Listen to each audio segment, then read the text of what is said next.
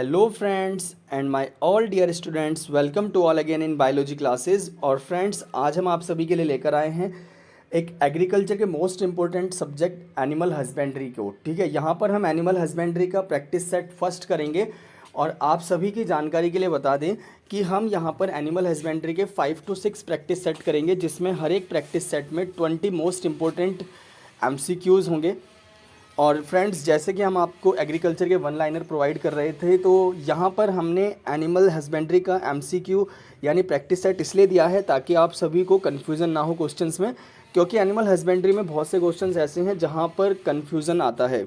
Okay, तो इसके बाद हम बात करेंगे कि अगर आप लोगों को किसी भी तरह का कोई भी डाउट आता है इन क्वेश्चंस में, या आपका कोई भी ऐसा एक कन्फ्यूज़न है, तो आप कमेंट सेक्शन में ज़रूर पूछना। ओके, और साथ ही साथ इस प्रैक्टिस सेट में आपका स्कोर कितना आता है तो उसे कमेंट सेक्शन में हमें ज़रूर बताएं। और आप सभी के लिए बताएं कि ये प्रैक्टिस सेट जो है इन सभी एग्जामिनेशंस के लिए मोस्ट इम्पोर्टेंट होने वाला है।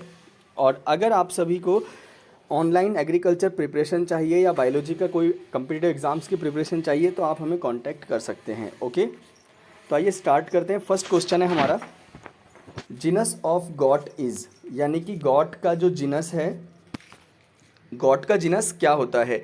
तो ऑप्शन है ओविस, कैप्रा, बॉस और बुबेलस।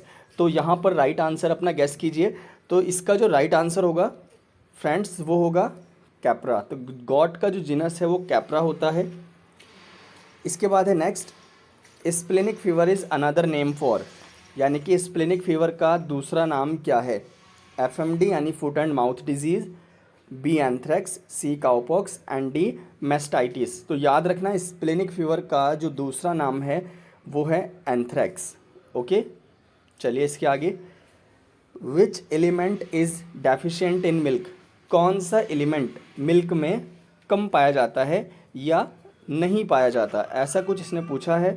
तो ऑप्शन है मैग्नीशियम, कैल्शियम, आयरन और फॉस्फोरस। तो चारों में कौन सा राइट आंसर होगा, अपना आंसर गैस कर लीजिए। तो चारों में राइट आंसर होगा आयरन। तो आयरन जो है मिल्क में कम होता है। ओके, इसके बाद cattle disease transferred to man is, जो कैटल डिजीज़ है जो मैन में ट्रांसफ़र हो सकती है। ओके, पॉइंट याद रखना कि एक कैटल डिजीज़ है जो मैन में ट्रांसफ़र हो सकती है। ऑप्शन है FMD, एंथ्रेक्स, रिंडरपेस्ट और फुट रॉट। तो इसका जो राइट आंसर है वो हो जाएगा एंथ्रेक्स। तो कैटल गाय में होने वाली एक ऐसी डिजीज़ है जो मैन में ट्रांसफ़र हो सकती है, ह्यूमन बीइंग में ट्रांसफ़र हो सकती है। Expulsion of placenta should be within, point याद रखना कि जो expulsion of placenta should be within, इसने कहा है कि जब काविंग होती है, यानी कि जब बच्चा होता है गाय या भैंस के, तो उसके बाद जो प्लेसेंटा है वो निकलती है तो कितने घंटे ले लेती है वो गिरने में। तो याद रखना, इसका जो राइट ऑप्शन है वो है, आप अपना गैस कीजिए।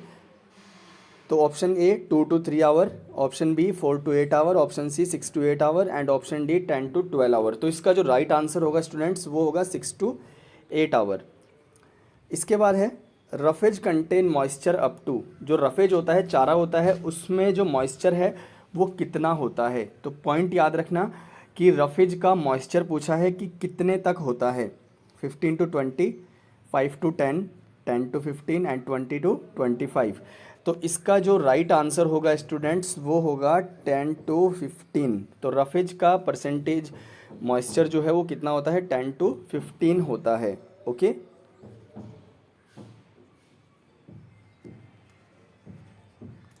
इसके बाद नेक्स्ट क्वेश्चन है, dual purpose breed of got, got की ऐसी ब्रीड बताओ जो डुअल पर्पस के लिए जानी जाती है।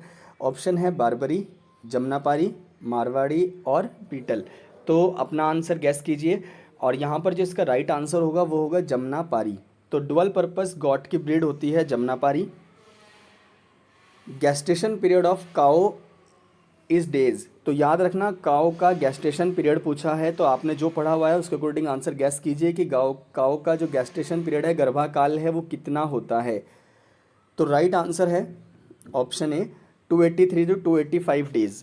ओके, इसके बाद है mating of the related individuals with 4 to 6 generation is known as, इसने कहा है कि जो रिलेटेड इंडिविजुअल्स की मैटिंग कराते हैं, ठीक है, यानी कि जो है रिप्रोडक्शन करने में एक प्रोसेस होती है मेटिंग। तो जो मेटिंग कराते हैं तो 4 to 6 जनरेशन तक जब हम रिलेटेड इंडिविजुअल्स में ही मेटिंग कराते रहते हैं, 4 से 6 जनरेशन तक हम एक ही इंडिविजुअल्स के बीच जो है सेम इंडिविजुअल्स के बीच ब्रीडिंग कराते रहते हैं, मैटिंग कराते रहते हैं। तो इसको क्या कहा जाता है? तो पॉइंट याद रखना, इस कंडीशन को कहा जाता है इनब्रीडिंग।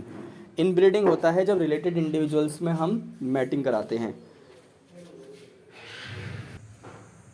इसके बाद नेक्स्ट क्वेश्चन है, the largest part of ruminant stomach. Ruminant stomach का लार्जेस्ट पार्ट कौन सा होता है? तो याद रखना कि काऊ और बुफेलो में जो रूमेन पाया जाता है, ठीक है, इसीलिए इन एनिमल्स को रूमिनेंट कहते हैं। तो रूमिनेंट एनिमल का लार्जेस्ट पार्ट क्या होता है? तो आपको पता है कि स्टमक 4 पार्ट में डिवाइड होता है इसका, जो भी काऊ या बुफेलो होती हैं, ओमेसम, एबोमेसम, रूमेन और रेटिकुलम। तो यहाँ पे सबसे लार्जेस्ट पार्ट बताना है इनका कौन सा होता है। तो ऑप्शन है इसका राइट, रूमेन। तो जो लार्जेस्ट पार्ट होता है रूमिनेंट स्टमक का वो रूमेन होता है। इसके बाद नेक्स्ट है casein form of total milk protein. ठीक है, इसने कहा है कि टोटल मिल्क प्रोटीन में कैसीन कितना होता है, कैसीन का फॉर्म कितना होता है, टोटल मिल्क प्रोटीन जो होती है उसमें कैसीन कितना होता है। तो ऑप्शन याद रखना, आप अपना जो आंसर गैस कीजिए, 60 to 65, 70 to 71, 40 to 45 and 80 to 83। तो इसका जो राइट ऑप्शन होगा वो होगा 80 to 83%। तो कैसीन जो है वो मिल्क प्रोटीन में 80 to 83% पाया जाता है। एक मिनट। इसके बाद नेक्स्ट क्वेश्चन है, गैलेक्टोपाइसिस इज। गैलेक्टोपाइसिस क्या होता है? पॉइंट याद रखना, इंपॉर्टेंट टर्म है। गैलेक्टोपाइसिस क्या होता है?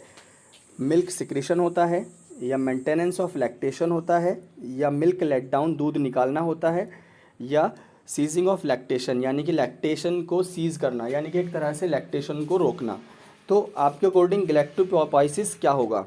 तो स्टूडेंट्स आपके अकॉर्डिंग आंसर क्या होगा? और जो इसका राइट आंसर है वो है मेंटेनेंस ऑफ लैक्टेशन। तो गैलेक्टोपाइसिस का मतलब होता है कि लैक्टेशन को मेंटेन करना, यानी कि जो लैक्टेशन पीरियड है, दूध काल है, उसको मेंटेन करना। नेक्स्ट क्वेश्चन है, castration done at the age of in goat. Goat में कैस्ट्रेशन कितनी एज में किया जाता है? तो याद रखना, गॉट में जो कैस्ट्रेशन है वो कितनी एज में किया जाता है? तो इसके 4 ऑप्शन है, 2 to 4 week, 3 to 5 week, 4 to 6 week and 3 to 4 week. तो इसका जो राइट आंसर है कि गॉट में कैस्ट्रेशन जो है वो 2 to 4 वीक में किया जाता है। ओके। नेक्स्ट क्वेश्चन है, world number 1 egg producer. World का नंबर 1 एग प्रोड्यूसर कौन है? कौन सी पोल्ट्री की जो ब्रीड है वो सबसे ज़्यादा एग प्रोड्यूस करती है? तो आपके अकॉर्डिंग आंसर क्या होगा? गेस कीजिए कि कौन सी पोल्ट्री ब्रीड सबसे ज़्यादा एग प्रोड्यूस करती है। तो यहाँ पर जो हैन की ब्रीड है वो है ऑप्शन लैगहॉर्न। लैगहॉर्न सबसे ज़्यादा अंडे प्रोड्यूस करती है। बाद जो हमारा नेक्स्ट क्वेश्चन है वो है कि most popular fine wool breed of world, यानी कि वर्ल्ड में सबसे अच्छी वूल को कौन प्रोड्यूस करता है? तो ऑप्शन याद रखना कि जो इसका राइट आंसर है मैरिनो। मैरिनो ब्रीड जो है वो सबसे अच्छी वूल का प्रोडक्शन करती है। ठीक है। इसके बाद नेक्स्ट है, 2 humped camel is known as. 2 कुबड़ वाले कैमल को क्या कहते हैं? तो ऑप्शन है कैंटेलस, बैक्टीरियनस, कैनिलस लैमर, कैनिलस ड्रोमेडेरियस और नॉन ऑफ दीज। तो याद रखना कि 2 हम्प वाला जो कैमल होता है उसको कहते हैं कैंटेलस बैक्टीरियनस। ओके। इसके बाद नेक्स्ट क्वेश्चन है कि हॉर्स इज ए। हॉर्स क्या है? Ruminant hoofed, non ruminant hoofed, even toe hoofed and odd toe hoofed. तो पॉइंट याद रखना कि हॉर्स कैसा होता है। तो आपको याद रखना है कि हॉर्स जो है वो नॉन रूमिनेंट हुफ्ड एनिमल होता है। ठीक है, नॉन रूमिनेंट होता है हॉर्स, यानी कि उसमें रूमेन नहीं होता है। इम्यूनिटी, नेक्स्ट क्वेश्चन है, immunity is caused by. Immunity को कौन कॉज करता है? तो याद रखना पॉइंट, ऑप्शन है lymphocyte, basophils, eosinophils and all. चारों में से कौन है जो इम्यूनिटी करता है? तो चारों में से है ऑप्शन लिम्फोसाइट। लिम्फोसाइट जो है वो इम्यूनिटी प्रोवाइड करता है। ओके। नेक्स्ट क्वेश्चन है, best pH for semen preservation, semen का अगर प्रिजर्वेशन करना है, ठीक है, जो बुल है उसका अगर सीमेन का प्रिजर्वेशन करना है तो उसके लिए बेस्ट पीएच क्या होगा? ऑप्शन है 6.4, 7.4, 7.2 और 6.8। तो चारों में जो राइट आंसर है गैस कीजिए। ओके, तो इसका जो फाइनल आंसर होगा बेस्ट पीएच सीमेन कौन सा होता है? तो 6.8 पीएच पर हम सीमेन को प्रिजर्व कर सकते हैं। पॉइंट याद रखना कि पीएच ऑफ सीमेन प्रिजर्वेशन 6.8 होता है। इसके बाद लास्ट क्वेश्चन है shortest period of estrus cycle. तो एस्ट्रस साइकिल के लिए शॉर्टेस्ट पीरियड क्या होता है, किसे कहते हैं? ठीक है, तो यानी कि जो एस्ट्रस साइकिल है उसमें 4 पीरियड चलते हैं, तो सबसे छोटा पीरियड कौन सा होता है? तो एस्ट्रस पीरियड का सबसे छोटा पीरियड होता है एस्ट्रस। ओके, राइट आंसर है एस्ट्रस। तो ये हमारा प्रैक्टिस सेट था जिसमें हमने मोस्ट इंपॉर्टेंट एनिमल हस्बेंड्री के 20 क्वेश्चंस आप लोगों के लिए शॉर्ट हैंड किए थे। आप सभी को अगर हमारा ये प्रैक्टिस सेट अच्छा लगा हो तो वीडियो को लाइक कीजिए, फ्रेंड्स को शेयर कीजिए और ज़्यादा से ज़्यादा चैनल को सपोर्ट कीजिए ताकि हम आपके लिए और इससे भी बेहतरीन प्रैक्टिस सेट प्रोवाइड कर सकें। ओके, और अगर आप हमारे चैनल पर नए हैं तो चैनल को सब्सक्राइब कीजिए ताकि आपको आने वाली वीडियो के नोटिफिकेशंस मिलते रहें। ओके, तो support the biology classes and like the biology classes और मिलते हैं नेक्स्ट वीडियो में। तब तक के लिए bye bye and take care.